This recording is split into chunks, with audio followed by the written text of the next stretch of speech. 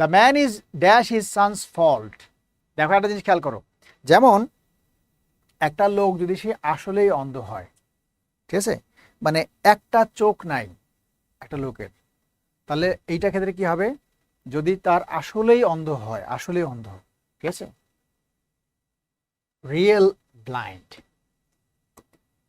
মানে চোখে দেখে না, রিয়েল ব্লাইন্ড সমান সমান অফ, ঠিক আছে।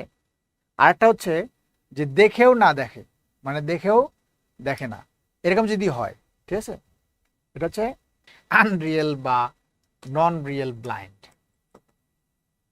দেখেও না দেখে তাহলে হচ্ছে ব্লাইন্ড টু। তার মানে আসলে যদি ব্লাইন্ড হয় তাহলে হচ্ছে অফ, আর না দেখে মানে দেখেও যদি না দেখে তাহলে হচ্ছে ব্লাইন্ড টু হবে। এইখানে একটা জিনিস চিন্তা করতে হবে যে ইনি কি আসলেই ব্লাইন্ড নাকি মানে দেখেও না দেখার মতো অবস্থা থাকে, এইটা চিন্তা করলে হয়ে যাবে। এখানে দেখ সানস ফল, তার ছেলের যে দোষ, ছেলের যে ত্রুটি, এটাও কি করে সে, মানে এটা এটা চোখ এটা দেখে না, ঠিক আছে, এইটার ব্যাপারে অন্ধ। ছেলের ত্রুটি দেখার ব্যাপারে অন্ধ, বাকি সবকিছু সে দেখে কিন্তু ছেলের ত্রুটি দেখে না, এটা তো মানে কি দেখেও না দেখার মতো, এটা অরিজিনাল ব্লাইন্ড না, এটা হচ্ছে আনরিয়েল ব্লাইন্ড। হ্যাঁ, তাহলে যদি অরিজিনাল ব্লাইন্ড হয় তাহলে কি হবে, অফ হবে, আর এরকম যদি দেখেও না দেখার মতো করে থাকে তাহলে কি হবে, টু হবে, ঠিক আছে।